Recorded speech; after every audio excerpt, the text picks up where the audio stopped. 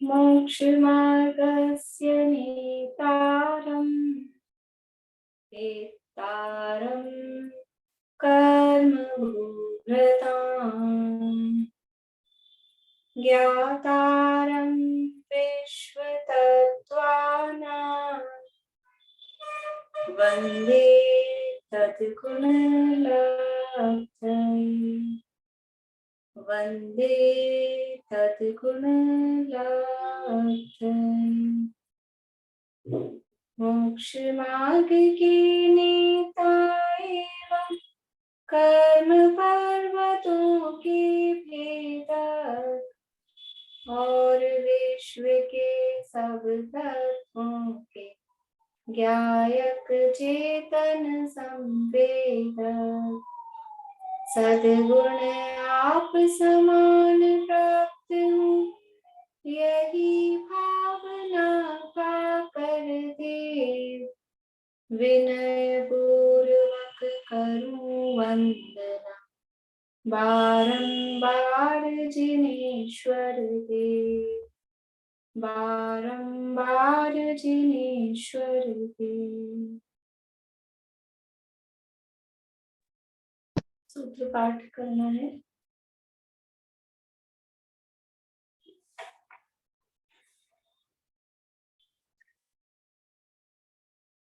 तत्वार सूत्र नाम का ये महाशास्त्र है आचार्य उमा स्वामी द्वारा रचित और इसके अंतर्गत पहला अध्याय जो अपना है, पहले अध्याय की चर्चा अपनी चल रही है। पहले अध्याय में मुख्य रूप से प्रमाण का वर्णन है, ज्ञान का वर्णन है, अधिगम के उपायों का वर्णन है। कितने उपाय बताए हैं कुल मिला के अधिगम के यानी पदार्थों को जानने के। अधिगम मतलब पदार्थों को जानना, तो उसके कितने उपाय बताए गए हैं टोटल?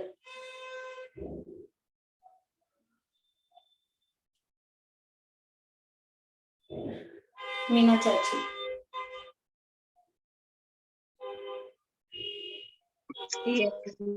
नाम स्थापना, निक्षेप, अधिकरण, वो नाम स्थापना द्रव्य भाव से कर सकते हैं। फिर ये ना निक्षेप तो हो गए ना, ये नाम स्थापना द्रव्य भाव हुआ ना। ये मेरा नेटवर्क स्लो है, आपका स्लो है, अधिगम स्वामित्व, शासन, अधिकार और स्थिति विधान, इससे भी कर सकते हैं। हो गया। एक शब्द में जवाब देना था, आपने बहुत डिटेल में जवाब दे दिया। रत्नत्रय समेत नहीं, बोलिए लक्ष्मी चंद जी अंकल। 20। देखिए अपने आप नहीं चालू करें, मैं जिनका नाम बोलूं ना वही बोले।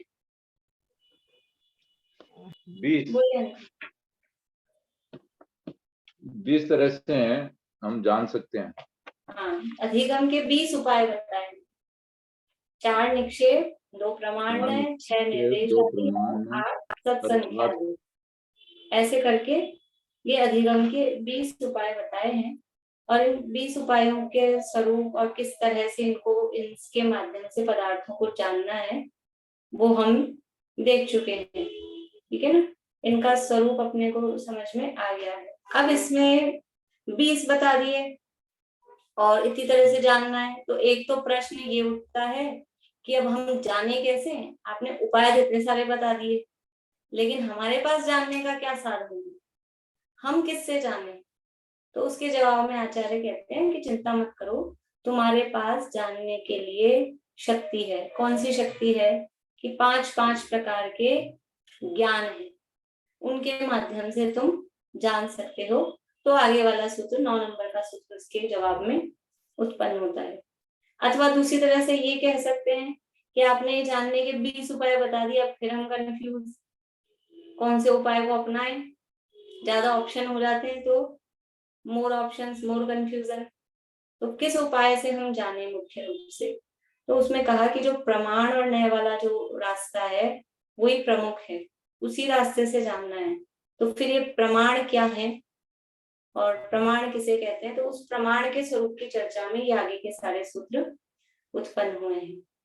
तो अब प्रमाण का मतलब है सम्यक ज्ञान, उसके भेद प्रभेदों की, उसके स्वरूप की चर्चा यहाँ आगे।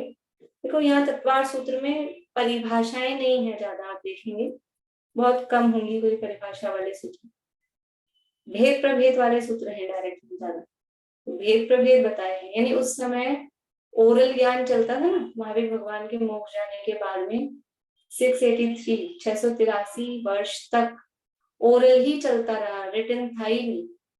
तो शिष्यों को बहुत सारी बातें तो आती ही थी ओरली, तो जो आती है वो क्या लिखे, अब आपको सबको पता है गतियां 4 होती है। मान लो मैं नोट्स लिखूं तो उसमें ये भी लिखूं गतियां 4 होती हैं, कषाय 4, तो पता ही है सबको, तो वो बस 4 गति 4 कषाय ऐसे करके लिख देंगे, वो तो आगे पता ही है। तो ऐसे ही प्रमाण किसे कहते हैं, कि न्याय किसे कहते हैं, कि निक्षेप किसे कहते हैं, वो शिष्यों को पहले ही पता था, इसलिए उन्होंने उसकी परिभाषा नहीं लिखी, केवल उनके भेद प्रभेद लिखे। अधिगम के उपाय बता दिए कि 4 निक्षेप हैं, निर्देश आदि 6 हैं, सत्संख्या आदि 8 हैं, प्रमाण और न्याय है। अब उनका अर्थ आता ही था शिष्यों को, तो उन्होंने अर्थ नहीं लिखे, उनके भेद प्रभेद यहाँ पर बताए हैं। फिर ये अर्थ कहाँ से आए, तो आगे आगे जैसे जैसे काल बीतता गया तो लोगों को वो अर्थ मतलब वो भूलने लगे, उनको वो अर्थ नहीं आता था। तो जो आचार्यों ने फिर टीका लिखी, तो टीकाओं में ये इन शब्दों के फिर अर्थ भी आचार्यों के माध्यम से, अन्य आचार्यों के माध्यम से लिखे गए हैं। देखिए सूत्र अपन पाठ कर चुके हैं, मैं बोलती हूँ सूत्र। 9 नंबर का सूत्र है, पेज नंबर 39 से है।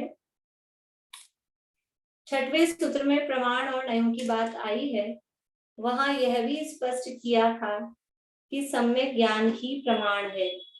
वह सम्यक ज्ञान 5 प्रकार का होता है। सम्यक ज्ञान प्रमाण है, प्रमाण की बात आई थी, प्रमाण न्याय अधिगम है, और प्रमाण क्या है कि सम्यक ज्ञान। सम्यक ज्ञान को प्रमाण कहते हैं। प्रमाण शब्द का क्या अर्थ किया था अपन ने, प्रमाण शब्द का क्या अर्थ होता है, बोले सुधा जी।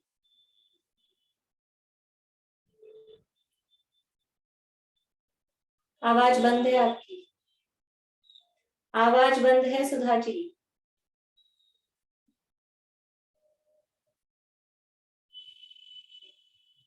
अब तो वीडियो भी बंद हो गई है।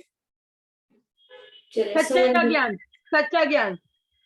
हाँ, सम्यक ज्ञान यानी सच्चा ज्ञान। और एक और अर्थ प्रमाण का, सम्यक प्रमाण यानी सच्चा ज्ञान, और दूसरा अर्थ सच्चा ज्ञान यथार्थ ज्ञान जो होता है। हाँ ठीक है, नीलम भाभी बोलिए। निर्दोष ज्ञान, निर्दोष मतलब प्रामाणिक, प्रामाणिक ज्ञान कि जो सही है, जिसको पर हम विश्वास कर सकते हैं, जो प्रूफ के रूप में काम आता है, तो वो निर्दोष ज्ञान या प्रामाणिक ज्ञान। और निर्दोष और प्रामाणिक कौन सा होगा, जो सच्चा होगा वही तो निर्दोष होगा, जो झूठा है तो वो पहले ही झूठा है, तो दोष युक्त ही है।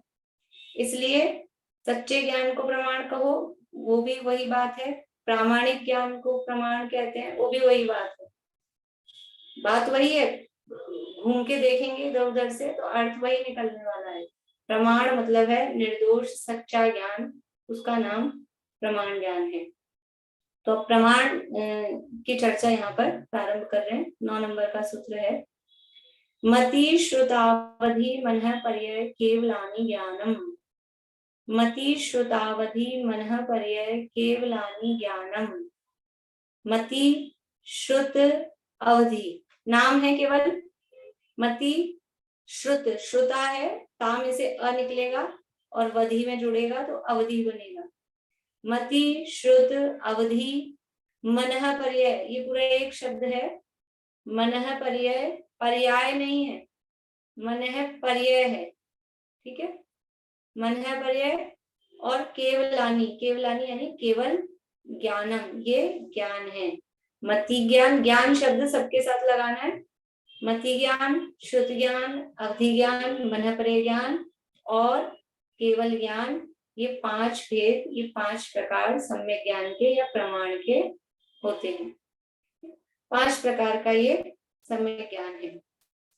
अब इसमें मति ज्ञान किसे कहते हैं, शुद्ध ज्ञान किसे कहते हैं, ये आगे चर्चा आने वाली है। पहले अपन आगे जो एक साथ सूत्र दिए सबका अर्थ एक साथ कर लेते हैं, फिर आगे से पढ़ते जाएंगे। तत् प्रमाणे, ये जो 5 ज्ञान है, तत् यानी वह, प्रमाणे, प्रमाणे का अर्थ क्या है। देखिए थोड़ी बहुत अगर अपन संस्कृत जानते हो तो प्रमाणे शब्द है ये द्विवचन है। संस्कृत में 3 वचन होते, एक वचन, द्विवचन और बहुवचन। हिंदी में 2 ही वचन होते हैं, एक वचन और बहुवचन। और संस्कृत में 3 वचन चलते हैं, एक वचन, द्विवचन और बहुवचन। तो प्रमाणे जो शब्द है वो द्विवचन का शब्द है। तो तत् यानी वह, वह मतलब क्या कि ऊपर जो कहे थे ना, मति श्रुतावधि मनः पर्यय केवलानी ज्ञानम, यानी ये 5 ज्ञान प्रमाणे। तत् यानी ये 5 ज्ञान और प्रमाणे यानी प्रमाण है। तो द्विवचन लगाया, द्विवचन का क्या अर्थ होगा कि ये 5 प्रकार के ज्ञान 2 प्रकार का प्रमाण है। प्रमाणे, प्रमाणे यानी 2 प्रमाण है, 2 यानी 2 प्रकार का, ठीक है। तो प्रमाणे शब्द कह के ही प्रमाण 2 होते हैं, ये इसमें से आ गया, यानी ये इसका नाम है सूत्र। कम शब्दों में इतनी सारी बात कहनी। एक प्रमाणे शब्द दिया, उसमें अलग से नहीं कहना पड़ा कि प्रमाणे द्विविधम, प्रमाणम द्विविधम, प्रमाण नहीं अलग से ऐसा कहते कि 2 प्रकार के होते हैं। प्रमाणे शब्द दिया तो ये यानी जो वचन यूज लेते हैं, जैसे पहला सूत्र था सम्यक दर्शन ज्ञान चारित्राणी मोक्ष मार्ग, तो चारित्राणी वो बहुवचन था और मोक्ष मार्ग है ये एक वचन है। तो इससे ये समझ में आ गया कि ये 3 मिलकर मोक्ष का मार्ग एक है। ये मतलब संस्कृत की विभक्तियों से, वचनों से, विभक्तियों से समझ में आता है। ऐसे ही यहाँ प्रमाणे शब्द दिया, अभी आगे अगले सूत्र में फिर से आने वाला है आद्य, तो वो भी द्विवचन है। तो उससे अर्थ निकलता है। अपने को लगता है हम हिंदी के हिसाब से सोचते हैं, यहाँ से यहाँ पे 2 शब्द तो दिया ही नहीं है, कहाँ से आया। कि ये थोड़ा व्याकरण का ज्ञान होता है तो उससे ये अर्थ निकलते हैं। तो ये 5 प्रकार के ज्ञान 2 प्रकार के प्रमाण है, ठीक है। ये जो मैंने आपको कहा था, ये पूरा जो अध्याय है ये न्याय की शैली में, न्याय की मुख्यता से लिखा हुआ है। न्याय का मतलब क्या है, न्याय का मतलब है प्रमाण न्यायात्मको न्याय है, ये परिभाषा न्याय की, जिसमें प्रमाण और न्यायों से चर्चा होती है, युक्तियों की चर्चा होती है, तर्क से जिसमें बात की जाती है उसको न्याय कहते हैं। तो यहाँ पर ये 2 प्रकार के प्रमाण होते हैं, ये कह के अन्य मतों में जो प्रमाण की, क्योंकि प्रमाण की चर्चा सब धर्म वाले, दर्शन वाले करते हैं, न्याय की चर्चा कोई नहीं करता। अन्य दर्शनों में, भारतीय दर्शनों में 6 प्रकार के दर्शन होते हैं, सांख्य, बौद्ध, न्याय, वैशेषिक, इस तरह से। तो उन दर्शनों में प्रमाण सब में माना गया है, न्याय किसी दर्शन में नहीं माना गया है। तो कोई 1 प्रमाण मानता है, कोई 2 प्रमाण मानते हैं, कोई 3 प्रमाण मानते हैं, कोई 4 मानते हैं, कोई 5 मानते हैं, कोई 6 मानते हैं, इतने अलग अलग तरह से प्रमाण मानते हैं। तो यहाँ पर ये तत्प्रमाणे कहकर कि प्रमाण 2 ही प्रकार के होते हैं, जैन दर्शन में 2 ही प्रमाण स्वीकार किए गए हैं। यहाँ मतलब अगर कोई अन्य मति भी साथ बैठा है तो उसकी भी बात यहाँ पर क्लियर हो जाती है। इसका लिए इसका नाम है सूत्र। अपनों को भी, अपने को अन्य मतों से मतलब नहीं था तो अपने को भी समझ में आ गया, और कोई अन्य मति बैठा हो उसको भी समझ में आ जाएगा कि हम जो 2, 4, 5, 6 मान रहे हैं वो प्रमाण नहीं है, प्रमाण 2 होते हैं, ठीक है। तो मति श्रुतावधि मनः पर्यय केवलानी ज्ञानम, ये 5 ज्ञान है और ये 5 प्रकार के ज्ञान 2 प्रकार का प्रमाण है। आद्य परोक्षम, आद्य, अब ये फिर है द्विवचन। आद्य, आद्य में मूल शब्द है आदि और उसका द्विवचन बनाया है आद्य, यानी आदि के 2। शुरू के दो। अभी अपन ने, जिन लोगों ने 9वें-10वां अध्याय पढ़ा है, 9वें अध्याय में परे मोक्ष हेतु सूत्र था। तो परे का मतलब क्या है? बाद के दो, ये ऐसे था ना ध्यानों के प्रकरण में, शुक्ल ध्यान के प्रकरण में, परे मोक्ष हेतु। तो परे मतलब लास्ट के दो, वो द्विवचन था। यहाँ आद्य, आद्य मतलब शुरू के दो। परोक्षम, जो शुरू के दो ज्ञान है वो क्या है? परोक्ष है। अब यहाँ भी परिभाषा नहीं दी है, परोक्ष किसे कहते हैं, प्रत्यक्ष आगे शब्द आएगा किसे कहते हैं, वो नहीं, केवल यहाँ भेद बताए जा रहे हैं। 5 प्रकार का ज्ञान है, 5 प्रकार का ज्ञान 2 प्रकार का प्रमाण है, ठीक है। अब उसमें से ऐसे भी नहीं कहा कि 2 प्रकार का प्रमाण होता है, पहले का नाम परोक्ष है, दूसरे का नाम प्रत्यक्ष है। ये भी सूत्र में अपने आप आ गया। आद्य परोक्षम यानी शुरू के 2 ज्ञान वो क्या है? परोक्ष है। तो इसका मतलब एक प्रकार का प्रमाण का नाम क्या हो गया? परोक्ष प्रमाण, ठीक है। अब अगला सूत्र दे रहे हैं प्रत्यक्षम अन्यत। अन्यत मतलब जो अब बच गए हैं, कितने बच गए? 5 में से 2 तो है परोक्ष, तो 3 बच गए। तो वो जो अन्य बच गए वो क्या है? प्रत्यक्षम, वो प्रत्यक्ष ज्ञान है। इसका मतलब ये भी पता लग गया 2 प्रमाण कौन कौन से हैं? परोक्ष प्रमाण और प्रत्यक्ष प्रमाण, ठीक है। प्रमाण, प्रमाण के 2 भेद, एक परोक्ष प्रमाण, एक प्रत्यक्ष प्रमाण। परोक्ष प्रमाण में कौन कौन से ज्ञान है? शुरू के 2। शुरू के 2 मतलब मति ज्ञान और शुद्ध ज्ञान। अब हम अपने मन से ज्ञानों का क्रम बना दें, पहले केवल ज्ञान, फिर मति ज्ञान, फिर अवधि ज्ञान, फिर मनपरे ज्ञान, फिर शुद्ध ज्ञान, तो गड़बड़ हो जाएगी, सूत्र का अर्थ नहीं लगेगा। यहाँ जो क्रम दिया है उसी क्रम से हमको ध्यान रखना पड़ेगा। तो शुरू के 2 ज्ञान है वो परोक्ष है, इसका मतलब है मति ज्ञान और शुद्ध ज्ञान ये परोक्ष है। और जो अन्य यानी जो शेष बच गए हैं, यानी अवधि ज्ञान, मनपरे ज्ञान और केवल ज्ञान, ये 3 ज्ञान क्या है? ये प्रत्यक्ष ज्ञान है। सूत्र से अर्थ अभी अपन कर रहे हैं, बाकी सीधा सीधा है। अभी सूत्र का अर्थ समझ में आया? मति श्रुतावधि मनपरे केवलानि ज्ञानम। मति ज्ञान, शुद्ध ज्ञान, अवधि ज्ञान, मनपरे ज्ञान और केवल ज्ञान, ये 5 ज्ञान है। तत्प्रमाणे ये 5 ज्ञान 2 प्रकार का प्रमाण है। आद्य परोक्षम, उसमें से शुरू के 2 परोक्ष प्रमाण है। प्रत्यक्षम अन्यत, शेष जो ज्ञान है वो प्रत्यक्ष प्रमाण है। इस तरह से यहाँ प्रमाण के भेद प्रभेद बताए हैं। तो अपन चार्ट बनाओ, चार्ट बनाना है सबको, ऊपर लिखना है प्रमाण, ठीक है। फिर उसके 2 भेद, परोक्ष प्रमाण, प्रत्यक्ष प्रमाण। फिर परोक्ष प्रमाण के 2, मति ज्ञान और शुद्ध ज्ञान, ठीक है। और प्रत्यक्ष प्रमाण के अभी अपन आगे इसमें पढ़ेंगे टीका में। तो प्रत्यक्ष प्रमाण के फिर से 2 भेद करेंगे अपने समझने के लिए, एक विकल्प प्रत्यक्ष, एक सकल प्रत्यक्ष। अभी अपन पढ़ते हैं फिर आ जाएगा समझ में। फिर विकल्प प्रत्यक्ष में अवधि ज्ञान और मनपरे ज्ञान, सकल प्रत्यक्ष में केवल ज्ञान, ठीक है। तो ऐसा वो चार्ट में अपने को सारे भेद प्रभेद समझ में आ जाएंगे। अभी यहाँ से पढ़ते हैं, इनका जो परिभाषा वगैरह वो सब बुक में ही दी है, तो बुक से ही पढ़ते हैं। पर पढ़ते हैं, चलो यहाँ से पहले अर्थ से देख लीजिए। मति ज्ञान, शुद्ध ज्ञान, अवधि ज्ञान, मनपरे ज्ञान और केवल ज्ञान, ये 5 भेद सम्यक ज्ञान के हैं। उक्त 5 प्रकार का सम्यक ज्ञान प्रमाण है। सम्यक ज्ञान के ये 5 प्रकार परोक्ष और प्रत्यक्ष के रूप में विभाजित होते हैं। उनमें से आरंभ के मति ज्ञान और शुद्ध ज्ञान, ये 2 सम्यक ज्ञान परोक्ष प्रमाण है। अंत के 3 सम्यक ज्ञान अवधि ज्ञान, मनपरे ज्ञान और केवल ज्ञान प्रत्यक्ष प्रमाण है। अब सबसे पहला प्रश्न ये है कि प्रमाण किसे कहते हैं, ये तो अपने को आ गया, लेकिन परोक्ष प्रमाण किसे कहते हैं, प्रत्यक्ष प्रमाण किसे कहते हैं। तो वैसे अपन समझते हैं परोक्ष का मतलब क्या है। परोक्ष का मतलब होता है इनडायरेक्ट, जो इनडायरेक्ट चीज होती है उसको बोलते हैं परोक्ष। और प्रत्यक्ष का मतलब है जो डायरेक्ट हो, वो प्रत्यक्ष। देख कैसे, पहले शब्द से अर्थ करते हैं। परोक्ष में 2 शब्द हैं, परह प्लस अक्ष। अक्ष का अर्थ होता है आत्मा। अक्ष शब्द के अनेक अर्थ होते हैं, अक्ष शब्द का अर्थ यहाँ पर है आत्मा।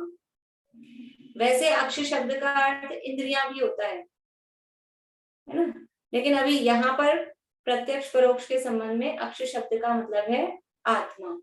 और परह प्लस अक्ष इज इक्वल्स टू परोक्ष। तो जो अक्ष यानी आत्मा से परह यानी दूर हो, यानी उससे डायरेक्ट नहीं हो, वो कहलाता है परोक्ष ज्ञान।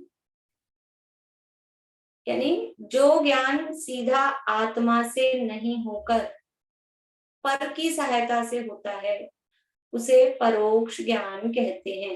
देखो हम अब यहाँ प्रमाण की भेद चल रहे हैं और ज्ञान को ही प्रमाण कहते हैं, इसलिए हम ज्ञान शब्द यूज में लेंगे। तो ऐसा नहीं समझना कि ज्ञान अलग है प्रमाण अलग है, क्योंकि प्रमाण इज इक्वल्स टू ज्ञान, क्योंकि यही भेद बताया ना, ये 5 ही ज्ञान प्रमाण।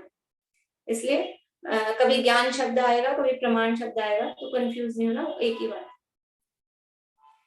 जो ज्ञान सीधा आत्मा से न होकर किसी अन्य की सहायता से होता है, तो किसी अन्य जैसे इंद्रियां, प्रकाश आदि की सहायता से होता है, उसे परोक्ष ज्ञान या परोक्ष प्रमाण कहते हैं। पर की सहायता से होने वाला ज्ञान वो परोक्ष ज्ञान, ठीक है। और प्रत्यक्ष, प्रति प्लस अक्ष, अक्ष यानी आत्मा और प्रति यानी उसके सन्मुख या उससे उत्पन्न हुआ। तो जो ज्ञान आत्मा के सन्मुख है या मतलब जो ज्ञान सीधा आत्मा से हो रहा है, जो ज्ञान सीधा आत्मा से हो रहा है उसे बोलते हैं प्रत्यक्ष ज्ञान। आप लोगों को एक तो ये चार्ट अभी मैंने बताया भेद प्रभेद वाला, वो बनाना है सबको कॉपी में। और अभी अपन प्रत्यक्ष और परोक्ष के स्वरूप देख रहे हैं, आपको अंतर लिखने हैं, ठीक है ना। अभी सारी बात आ जाएगी, लेकिन अभी ध्यान से सुनना है, नोट कर सकते हैं, नोट करना है। अभी क्लास में आएगी, मतलब ऐसा नहीं कि अपने मन से आपको अलग से खोजना है और फिर आपको अलग से कोई पॉइंट समझ में आता हो तो वो भी लिख सकते हैं, लेकिन अभी जो मैं बता रही हूँ उसी में से आपको अंतर देखने हैं। तो जो ज्ञान सीधा आत्मा से ना होकर पर की अर्थात इंद्रिय, प्रकाश आदि की सहायता से हो, वो परोक्ष ज्ञान। और जो ज्ञान सीधा आत्मा से होता है, किसी पर पदार्थ की सहायता से नहीं होता, उसे प्रत्यक्ष ज्ञान कहते हैं, ठीक है। तो अपने को ऐसा लगता है स्वाति जी, क्या कोई अपन बिना आंख के, बिना कान के, बिना नाक के, बिना स्पर्शन इंद्रिय, बिना टच किए और बिना स्मेल किए, क्या हमको कुछ ज्ञान हो सकता है? और बिना मन के, मन को भी यूज नहीं लेना है, आंख, नाक, कान, जीभ, स्पर्श, किसी को भी यूज नहीं लेना है, फिर अपने को कुछ ज्ञान हो सकता है? सोचना। और अभी आपको जवाब दे देंगे सब लोग अभी, लेकिन मैं स्पेशली जो बिल्कुल नए हैं ना, इसलिए मैंने उनको कहा सोचना, क्योंकि जो पुराने लोग हैं ना वो तो रटा रटाया सुन रखा है, नहीं, लेकिन कैसे नहीं, ऐसा कुछ ज्ञान हो सकता है कि खोजना है अपने को, एक ज्ञान ढूंढ के लाना है कि हम ये चीज जान सकते हैं, जिसमें आंख की जरूरत नहीं, जिसमें कान की जरूरत नहीं, मतलब किसी भी एक चीज की भी, ऐसा नहीं सारे के सारे इंद्रियां एक साथ चाहिए हो, लेकिन ना जीव की जरूरत हो, ना शरीर की जरूरत हो, ना मन की, बिना मन के, ऐसा कोई ज्ञान अपने को हो सकता है क्या? तो हमको जो ज्ञान हो रहा है उसमें हमको ये इंद्रियों की सहायता लेनी ही पड़ती है। छू के जानने के लिए स्पर्शन इंद्रिय की, चख के जानने के लिए रसना इंद्रिय की, सूंघ के जानने के लिए घ्राण इंद्रिय की, वर्ण आदि देखने के लिए नेत्र इंद्रिय की, शब्द सुनने के लिए कर्ण इंद्रिय की, और कुछ विचार कर रहे हैं तो मन की। भाई आंख, नाक, कान के बिना भी हम ज्ञान तो होता है, मन से होता है, तो वो मन की सहायता है, मन भी पर है। तो इन 5 इंद्रियों और मन की सहायता के बिना जो ज्ञान हो, यानी फिर वो कहाँ से हो रहा है? वो सीधा आत्मा से। तो ऐसा कुछ हो सकता है, यानी ये विचार करेंगे ना तो एकदम कुछ ऐसा अलग ही कोई विचार आएगा आयुष्य जी, सोचना कि ऐसा भी कुछ हो सकता है, ऐसा कैसे ज्ञान हो सकता है। ये ईशा हमारी क्लास में पहली बार आई, ये पहला अध्याय चल रहा था, जैसे उसका मुंह खुला खुला फटा का फटा, ऐसे कैसे ज्ञान हो सकता है। आंख भी नहीं हो, नाक भी नहीं हो, कान भी नहीं हो, फिर कैसे ज्ञान हो सकता है बिना इंद्रियों। और फिर चलो इंद्रियां ना सही, मन से विचार करें तो बिना मन के कैसे हो सकता है। ये ऐसा भी ज्ञान होता है, क्योंकि ज्ञान आत्मा से होता है। वास्तव में ज्ञान आत्मा का स्वभाव है, आत्मा से होता है। ये तो अभी हमारी कमजोरी है कि हमको ये इंद्रियों और मन की सहायता लेनी पड़ती है। तो जो ज्ञान इंद्रियों और मन की सहायता से हो रहा है, ये तो बीच में क्या बोलते हैं, मीडिएटर है इंद्रियां और मन को। तो वो जो मीडिएटर से जो ज्ञान हो रहा है वो कहलाता है परोक्ष ज्ञान। और जो कुछ ज्ञान ऐसा है जिसमें ये मीडिएटर कुछ नहीं, डायरेक्ट काम हो रहा है, डायरेक्ट फैक्ट्री से माल आ रहा है, ऐसा बोलते हैं ना, सीधा फैक्ट्री से खरीदा है, तो सीधा फैक्ट्री। ज्ञान की फैक्ट्री क्या है, ज्ञान किस फैक्ट्री में उत्पन्न होता है, ये आत्मा में। तो सीधा आत्मा से जो ज्ञान होता है उसे प्रत्यक्ष ज्ञान कहते हैं। अभी देखिए परोक्ष ज्ञान को और किन किन शब्दों से कहते हैं। तो एक तो पराधीन ज्ञान, इंद्रियों मन की सहायता से हो रहा है, तो पर पदार्थ है, इनके अधीन है। आंख खराब हो जाए तो हम देख नहीं सकते, कान खराब हो जाए तो सुन नहीं सकते, जीभ में समस्या हो जाए तो स्वाद नहीं आता है, नाक में कुछ प्रॉब्लम हो जाए तो सुगंध दुर्गंध नहीं आती है। तो ये पराधीन ज्ञान है। और अविशद, अविशदम परोक्षम, ऐसे सूत्र है परीक्षा मुखादि न्याय दीपिका वगैरह में। अविशद, अविशद का मतलब है अस्पष्ट ज्ञान। जो किसी की सहायता से हो रहा है ना, वो उतना स्पष्ट, उतना क्लियर नहीं होता है, क्योंकि उसमें सहायता आ रही है। देखो एक इस प्रत्यक्ष और परोक्ष के लिए अपन मंदिर जाते हैं तो आजकल सब वेदियों में, पुराने जमाने में तो लोहे की जाली वाली ऐसे लगा के दरवाजे होते थे, आजकल मोस्टली सब मंदिरों में कांच के दरवाजे होते हैं ना। सब वेदी में सुबह पूजन प्रक्षाल वगैरह हो या वो कांच का दरवाजा बंद कर दिया, तो अपने को दर्शन कैसे होते हैं, बिल्कुल अच्छा खासा साफ सुथरा कांच है, बढ़िया बिल्कुल। तो भगवान के दर्शन कितने अच्छे से होते हैं, अपने को अच्छे से होते हैं। लेकिन वो प्रत्यक्ष है क्या, वो कांच बीच में लगा हुआ है, वो प्रत्यक्ष नहीं होता है। अगर लोहे के सरिये वाला गेट होता है ना, उसमें से बनी झांक के देखो तो वो प्रत्यक्ष होता है अपने को, उसमें से थोड़ा सा अपने को जो दर्शन होते हैं। लेकिन ये कांच पूरा का पूरा आगे आ रहा है, तो ये जो पूरा का पूरा कांच आ रहा है, भले ही हमको लग रहा है क्लियर है एकदम, लेकिन वो प्रत्यक्ष नहीं है, वो बीच में वो कांच की आड़ है। इसका पता कैसे लगता है, कब मतलब अपने को समझ में आता है, जब अपन फोटो लेने लगते हैं ना, तो फिर वो रिफ्लेक्शन आता है, क्यों तो एकदम अच्छा क्लियर था, अच्छी फोटो आनी चाहिए कांच में से, लेकिन वो रिफ्लेक्शन आता है। और अगर ऐसे वो लोहे के सरिये वाला दरवाजा हो तो फिर भी अपन कैमरा आगे कर दो थोड़ा, तो उसमें से फोटो अच्छी आ जाती है, बिल्कुल सही आती है। तो वो जो कांच लगा है, भले ही कितना भी क्लियर हो, लेकिन वो परोक्ष है। हम चश्मे से देखते हैं, चश्मा एक तो सीधा आंख से देख रहे हैं और एक चश्मे से, तो चश्मे से अच्छा दिखता है, आंखें कमजोर हो गई तो आंख से तो कम दिख रहा है। लेकिन वो चश्मा क्या है, वो मीडिएटर है, वो मतलब वो एक रूप से परोक्ष है, ठीक है, तो वो अस्पष्ट होता है। तो परोक्ष ज्ञान पराधीन है, अस्पष्ट है, सीधा आत्मा से नहीं होता। इंद्रियों और मन की प्रकाश, कितने सारे समस्याएं हैं, इंद्रियां चाहिए बराबर सही, प्रकाश होना चाहिए, प्रॉपर लाइट नहीं हो, आपकी इंद्रियां एकदम सही है लेकिन लाइट नहीं आ रही, अंधेरा हो रहा है, फिर क्या करेंगे, नहीं ज्ञान होता है। इंद्रियां सही है, लाइट भी आ रही है, लेकिन चश्मा चढ़ा है, चश्मा भूल गए। कई बार मंदिर में कुछ लोग आते हैं, अब अपन कहो पढ़ लो शास्त्र स्वाध्याय में, बोलते हम चश्मा नहीं लाए, तो चश्मे की पराधीनता है, कितनी तरह की पराधीनता है। तो ये पराधीन ज्ञान है, अस्पष्ट ज्ञान है, सीधा आत्मा से नहीं होता, इंद्रिय मन आदि के निमित्त से होता है, ठीक है। फिर प्रत्यक्ष ज्ञान, प्रत्यक्ष ज्ञान कैसा है कि ये प्रत्यक्ष यानी स्वाधीन ज्ञान है, अपने अधीन है, क्योंकि दूसरे की सहायता की इसमें जरूरत नहीं है। बोलिए आयुषी। भाभी वे शरीर तो पूरा ही पराधीन है। शरीर पराधीन है मतलब मतलब अपना जो ज्ञान है वो भी तो मतलब किसी ना किसी चीज के ऊपर रुका हुआ है ना, जैसे अगर आईज नहीं होगी तो देखने हाँ, में। तो अपना ज्ञान पराधीन ज्ञान है। अभी अपन इसमें से देखेंगे अपने पास कौन सा ज्ञान है, तो वो किस कैटेगरी में जा रहा है। 5 प्रकार के ज्ञान कहे हैं, हाँ 5 में से हमारे पास कौन सा है ये देखेंगे। अभी उनकी परिभाषाएं वगैरह देखेंगे, फिर हमारे पास कौन सा है, फिर वो कौन सा है तो पता लग जाएगा प्रत्यक्ष है कि परोक्ष है, तो वो पराधीन है कि स्वाधीन है, हमारा ज्ञान कैसा है वो समझ में आ जाएगा अपने को।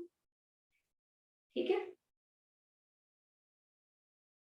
तो प्रत्यक्ष ज्ञान है वो स्वाधीन ज्ञान है और स्पष्ट है। प्रत्यक्ष ज्ञान जो होता है वो स्पष्ट होता है, क्लियर होता है और सीधा आत्मा से होता है और अन्य किसी पर पदार्थ की उसमें सहायता की आवश्यकता नहीं होती है। ये प्रत्यक्ष और परोक्ष का सामान्य सा स्वरूप है। आपको मैंने अंतर लिखने को कहा है, तो ऐसा नहीं है कि अपने को तो 10 अंतर करने हैं, 20 अंतर करने हैं, जबरदस्ती खींच तान के 2-4 जितने भी अंतर बनते हो, ऐसा नहीं कि अंतर लिखने को कहा है तो जबरदस्ती के कुछ भी, ऐसा नहीं करें। तो सामान्य रूप से जो अंतर उसमें समझ में आ रहा है वो देखना। आगे पढ़ते हैं नीचे से। पराधीन ज्ञान को परोक्ष कहते हैं और स्वाधीन ज्ञान को प्रत्यक्ष कहते हैं। जो ज्ञान इंद्रिय, मन, प्रकाश आदि के सहयोग से उत्पन्न होता है। अब इसमें आदि शब्द में जिसको जो चाहिए हो, चश्मा वगैरह जैसा भी जो भी, वो सब आदि में समझ लेना। वह पराधीन होने से परोक्ष प्रमाण कहा जाता है। परंतु जिस ज्ञान में इंद्रिय, मन, प्रकाश आदि के सहयोग की आवश्यकता नहीं है वह ज्ञान प्रत्यक्ष प्रमाण है।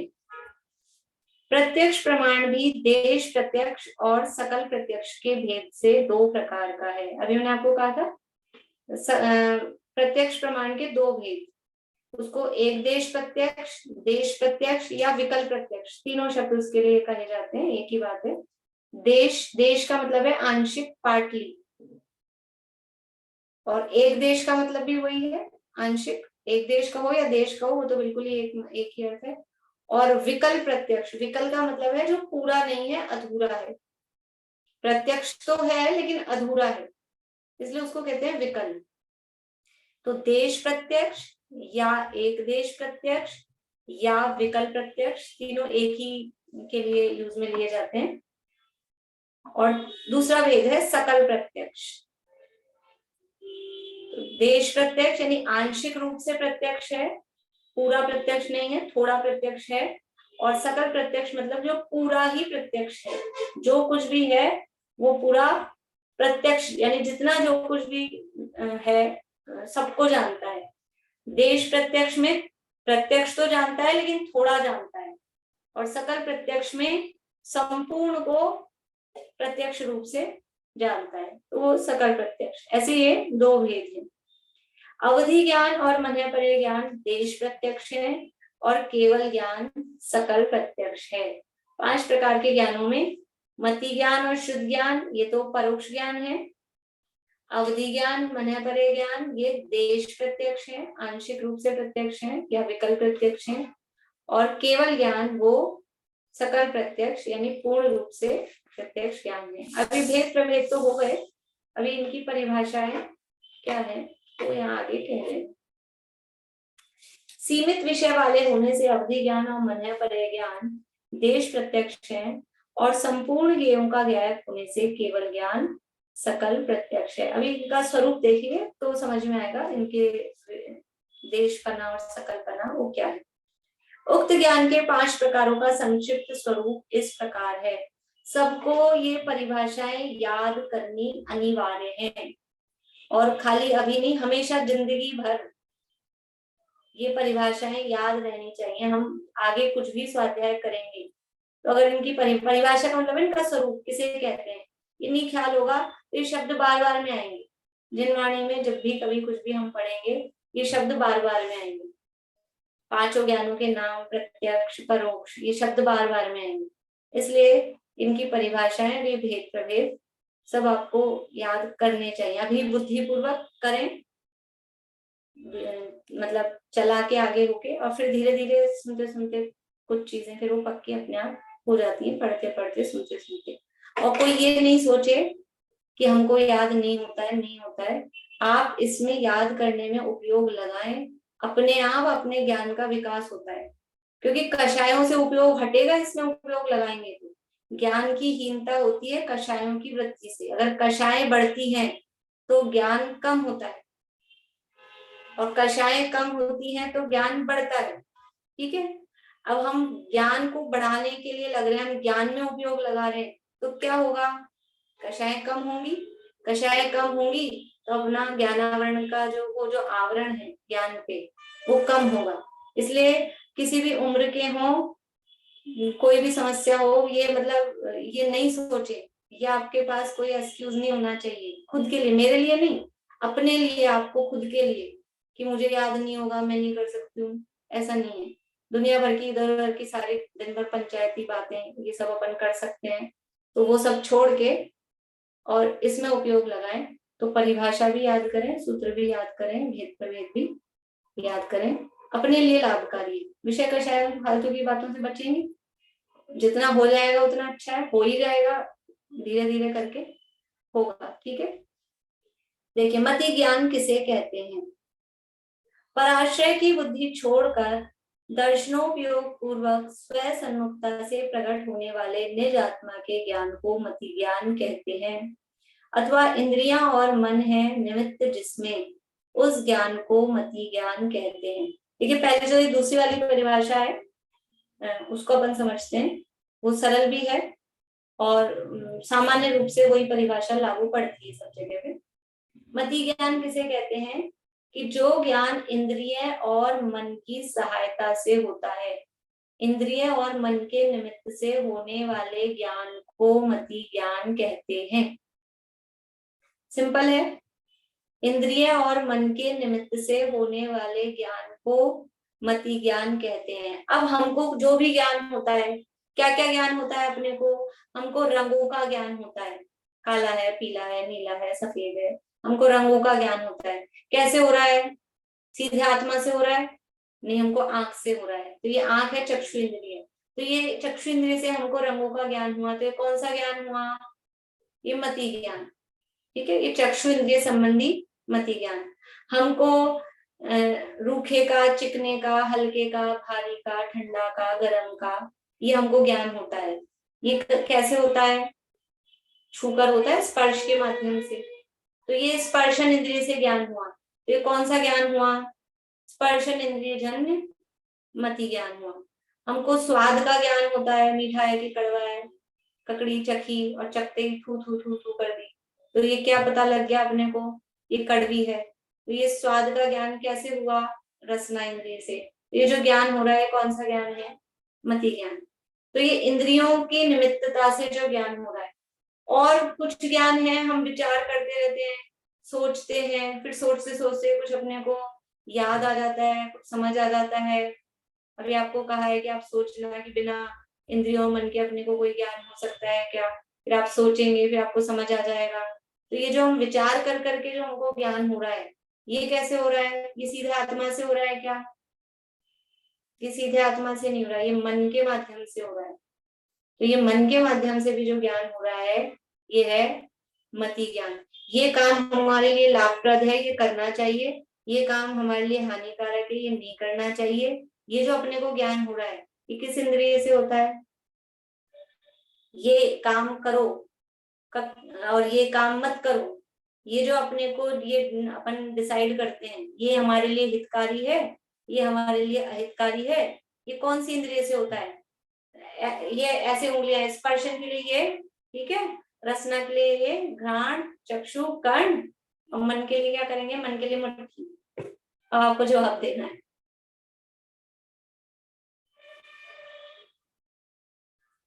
बढ़िया, सब मुट्ठी दिखा रहे हैं मुझे। मन से होता है। ये हित अहित का जो निर्णय है, हित अहित का निर्णय, ये किससे होता है? ये मन के माध्यम से होता है। तो ये भी मति ज्ञान है। मतलब इंद्रिय और मन की सहायता से जो ज्ञान होता है वो मति ज्ञान होता है। सरल है बात। अब जो पहली परिभाषा दी है, ये जो पहली परिभाषा दी है कि ये जो मति ज्ञान है, जब भी जीव को आत्मा का अनुभव होता है, आत्मा का ज्ञान होता है, सम्यक दर्शन होता है, तो वो भी मति ज्ञान में होता है। यद्यपि मति ज्ञान इंद्रिय और मन की निमित्त से होता है संसारी जीवों को, पर पदार्थों का जो भी बाहर का ज्ञान हो रहा है, लेकिन अगर आत्मा का ज्ञान होता है संसारी जीवों को, तो आत्मा का ज्ञान भी मति ज्ञान में होता है। तो उस मति ज्ञान की परिभाषा यहाँ कह रहे हैं कि पराश्रय की बुद्धि छोड़कर दर्शनोपयोग पूर्वक स्वयं सन्मुखता से प्रकट होने वाले निज आत्मा के ज्ञान को मति ज्ञान कहते हैं। यानी पराश्रय की बुद्धि, यानी जो इंद्रियां और मन का जो आश्रय था ना हमारे, इनकी जो अधीनता थी, बिना आंख के नहीं जान सकते, बिना कान के नहीं जान सकते, बिना जीभ के नहीं जान सकते, ये पराश्रय था। उस पराश्रय को छोड़ा और स्वयं सन्मुखता की। स्वयं सन्मुखता मतलब आत्मा के सन्मुख हुए, और आत्मा के सन्मुख होकर वो जो आत्मा का ज्ञान, आत्मा ज्ञान में आया, आत्मा का जो वेदन हुआ, आत्मा का जो अनुभव हुआ, उसको वो स्वयं संवेदन रूप मति ज्ञान, उसको मति ज्ञान कहते हैं। तो ये जो पहली परिभाषा है ये स्वयं संवेदन की अपेक्षा से है, बाकी सब संसारी जीवों पे वो दूसरी वाली परिभाषा लागू पड़ेगी। तो सामान्य रूप से मति ज्ञान किसे कहते हैं कि इंद्रियों और मन के सहायता से या उनके निमित्त से जो ज्ञान होता है उसे मति ज्ञान कहते हैं। अभी एक शब्द और इसमें आया है, दर्शनोपयोग पूर्वक। ठीक है, ये शब्द भी नया है, इसे भी थोड़ा समझ लें, क्योंकि अभी आगे जो अवग्रह है यह अवय वाला है ना, उसमें भी थोड़ा सा ये काम आएगा। दर्शनोपयोग क्या होता है? ये ज्ञान की प्रोसेस है।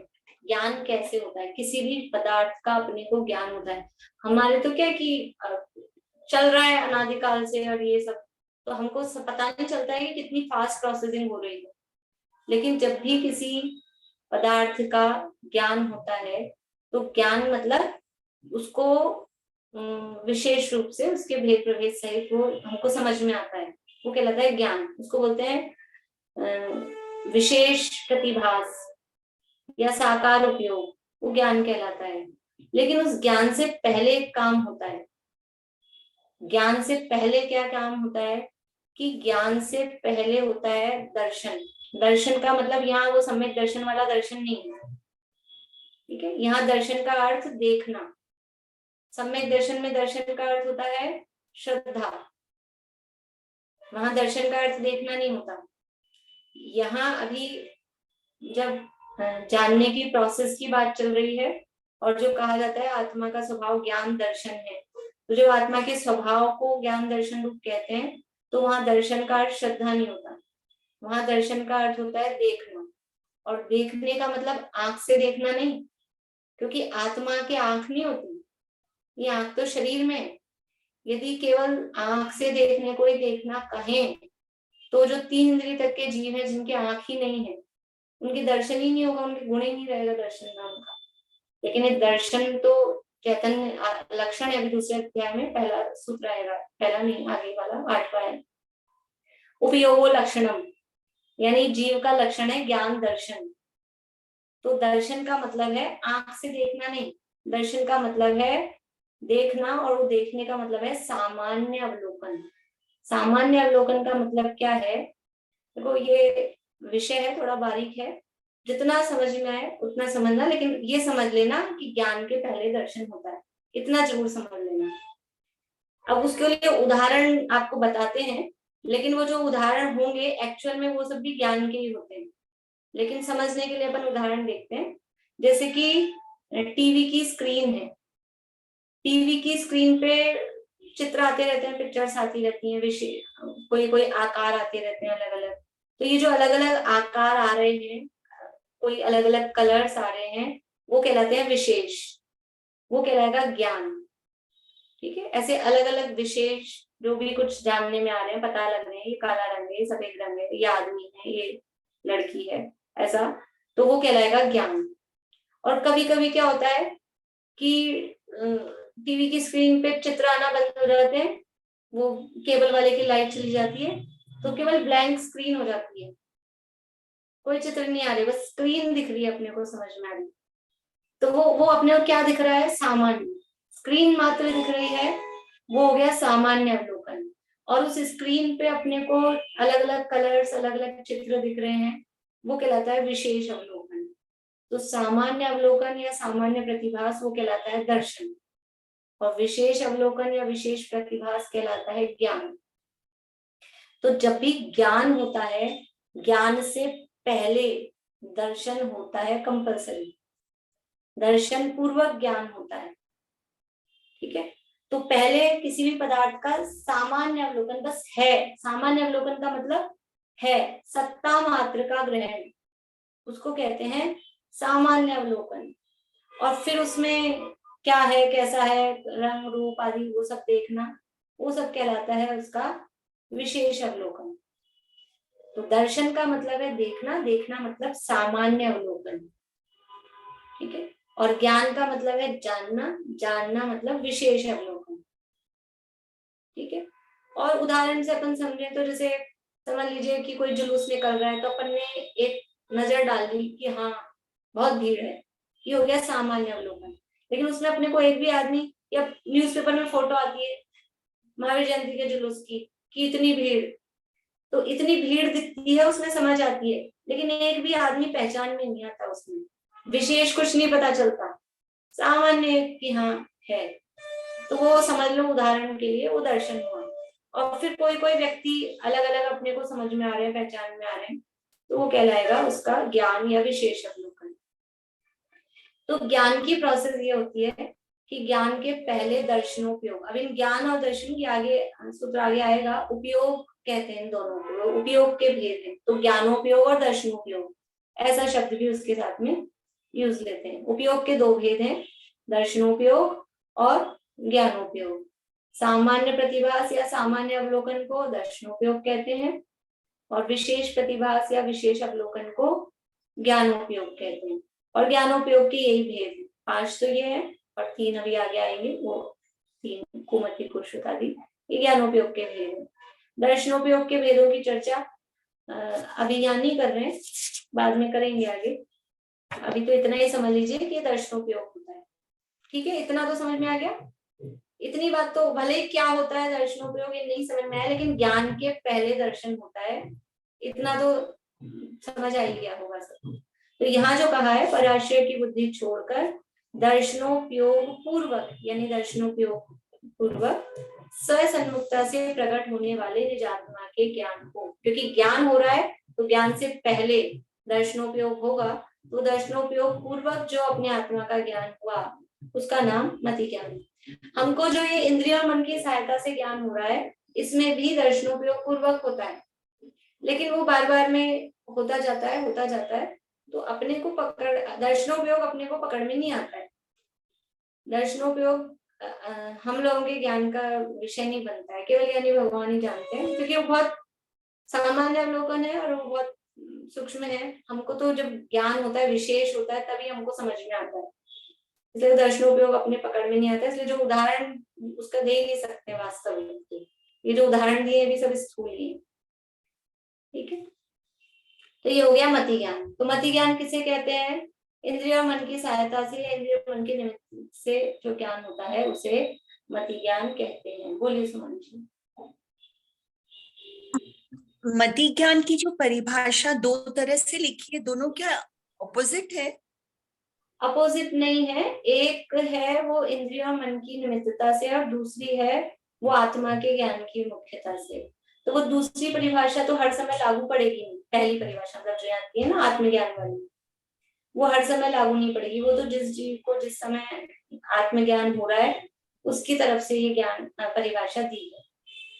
बाकी सामान्य रूप से जो मति ज्ञान होता है सभी जीवों को, मिथ्या दृष्टि, सम्यक दृष्टि, जो भी जीव है सभी को जो मति ज्ञान होता है, तो वो इंद्रिय और मन की सहायता से जो ज्ञान होता है उसको मति ज्ञान कहते हैं। वही परिभाषा लागू पड़ती है सामान्य। तो पहली परिभाषा में इंद्रिय और मन की सहायता नहीं चाहिए? नहीं, पहली परिभाषा में इंद्रिय मन की सहायता नहीं है, क्योंकि वो स्वसन्मुखता से हो रहा है, इसलिए। अच्छा, और कहेंगे उसको मति ज्ञान ही लागू पड़ेगी। पहली परिभाषा है वो केवल आत्मानुभव के काल में ही लागू पड़ेगी।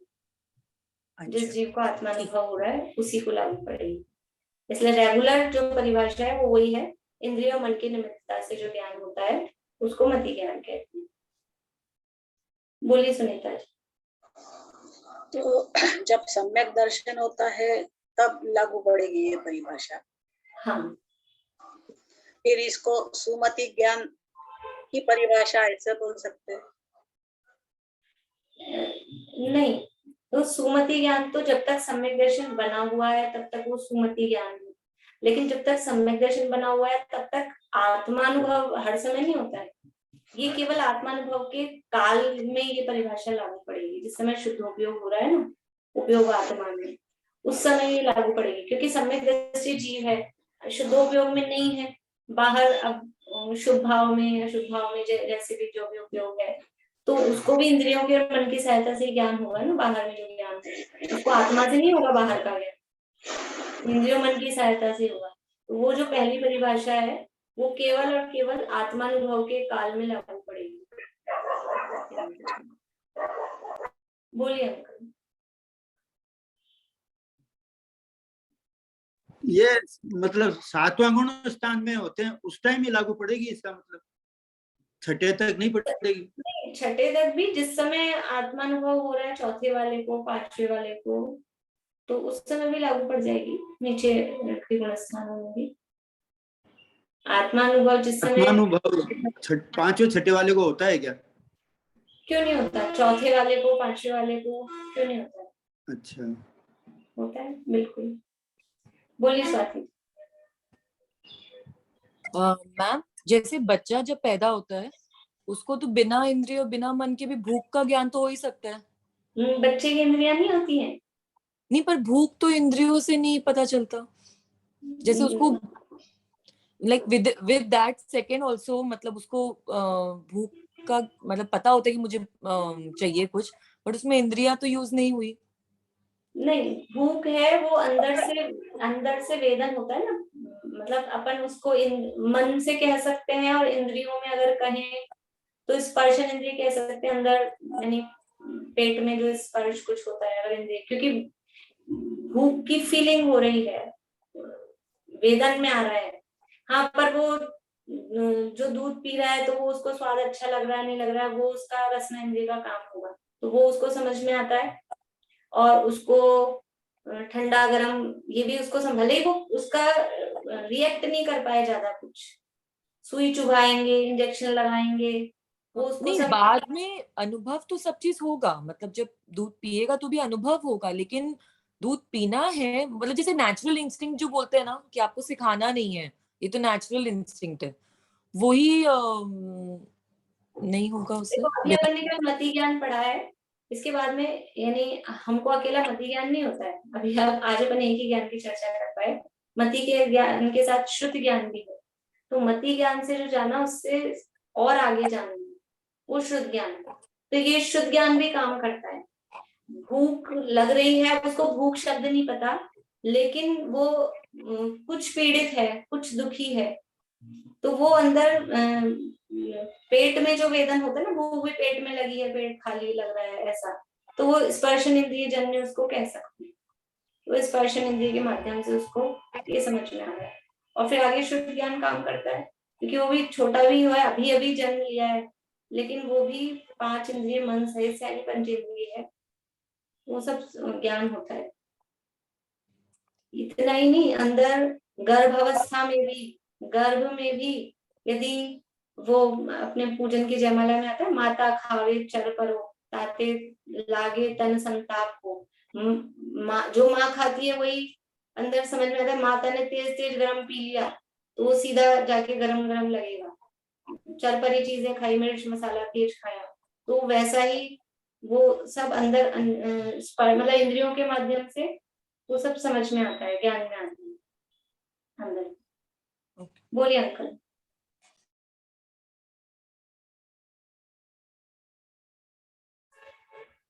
जो क्षणिक सम्यक दर्शन होता है, आत्मानुभव होता है, वो सम्यक दर्शन हो गया, और जो लगातार चलता रहे तो फिर केवल ज्ञान हो जाता है। लगातार, लेकिन ऐसे मतलब अभी आत्मा का अनुभव क्षणिक हुआ तो वो सम्यक दर्शन है। अपन सोचे कि हम लगातार बैठे रहेंगे तो ऐसे नहीं होगा केवल ज्ञान, क्योंकि उसके लिए भी बराबर प्रोसेस, पूरी मुनि दशा और वो सारी प्रोसेस चाहिए ना। तो इतना मात्र नहीं है कि बस अंतर्मुख तक आत्मा में लीन हो गए तो केवल ज्ञान हो ही जाएगा, क्योंकि बाहर की भी उसकी पूरी प्रोसेसिंग चाहिए। आत्मानुभव लगातार चलता रहता है, वही तो केवल ज्ञान होता है। आत्मानुभव लगातार का मतलब क्या है? केवल ज्ञान होने में मिनट्स नहीं, सेकंड्स लगते हैं, सेकंड्स लगते हैं। तो कोई 1-2 घंटे नहीं लगेंगे उसमें। लेकिन वो जितनी विशुद्धि और जिस तरह से आत्मा में स्थिरता चाहिए, जिसके कारण कर्मों का नाश होगा, वो स्थिरता चाहिए, उतनी विशुद्धि चाहिए। तो लगातार चलता रहे कि 1-2 घंटे हम आत्मा में, 1-2 घंटे कोई नहीं आत्मा में लीन होता है, मिनट्स में हो जाता है, पूर्ण सेकंड्स में। पूर्ण विशुद्धि का नाम केवल ज्ञान है। हाँ, विशुद्धि नहीं, विशुद्धि तो शुभ भाव है। वो विशुद्धि होने पर वो शुद्धता का नाम केवल ज्ञान, शुद्धता प्रकट हुई है, उसका नाम केवल ज्ञान। सम्यक दर्शन तो एक क्षणिक या जो भी आत्मा का अनुभव होता है उसमें सम्यक दर्शन होता है, फिर वो छूट जाता है, फिर वापस अपने जैसे ही जो मति ज्ञान और श्रुत ज्ञान के है उसी से चलता रहता है। फिर दोबारा जब होता है तो फिर सम्यक दर्शन हो जाता है। देखिए, सम्यक दर्शन का मतलब आप केवल आत्मा अनुभव लगा रहे हैं, मैं ऐसा समझ पा रही हूँ। आत्मा का अनुभव हुआ, आत्मा का ज्ञान हुआ, उससे सम्यक दर्शन प्रकट हो गया, फिर वो आत्मा के अनुभव से तो बाहर आएगा जी, लेकिन सम्यक दर्शन मेंटेन रहता है, सम्यक दर्शन नहीं छूटा है। सम्यक दर्शन छूटना अलग बात है और आत्मा के अनुभव से बाहर आना वो अलग बात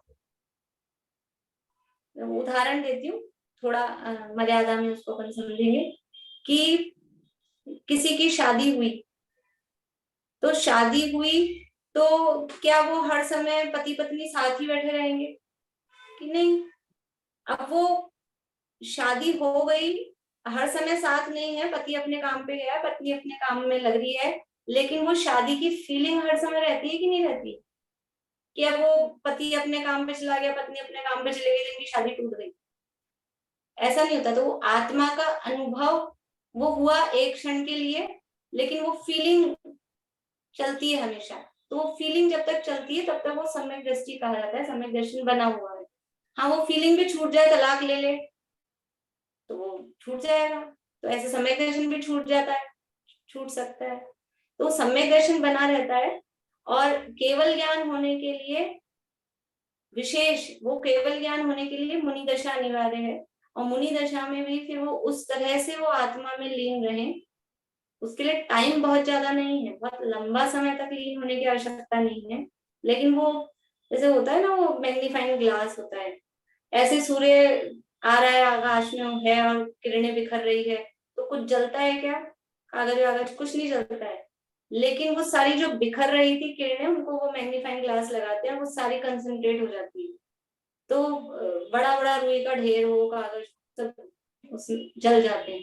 तो कंसंट्रेशन चाहिए, फिर बहुत देर नहीं लगती है, 1 सेकंड में वो आप उसमें भी आपका हाथ हिलता रहे ना, वो नहीं हो पाए तो नहीं होता है। बस 1 सेकंड जैसे ही वो आपका कंसंट्रेट वो हुआ, हाथ सही बैठा और काम हो जाता है, इतनी ही देर लगती है बस। बोलिए शिमला भाभी। तो इसका मतलब ये हुआ है कि जैसे मुनिराज कभी सदुपयोग में चले जाते हैं और कभी सदुपयोग में आते हैं। तो जब हाँ, तक सदुपयोग रहेगा, अगर वो लगातार सदुपयोग रहा तो वो केवल ज्ञान को प्राप्त हो जाते हैं। और सदुपयोग में नहीं रह पाते तो सदुपयोग में आते हैं वो। हाँ, बोलिए नीलम भाभी।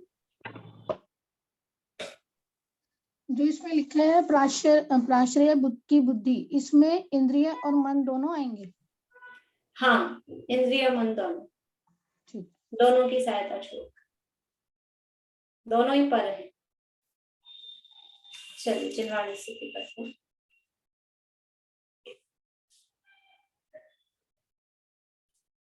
साची तो गंगा यह वीतराग पानी, अविच्छिन्न धारा निज धर्म की कहानी। जामे अति विमल अगाध ज्ञान पानी, जहाँ नहीं संशय आदि पंख की निशानी, सांची तो गंगा यह रीत राघवान, अविच्छिन्न धारा निज धर्म की कहानी।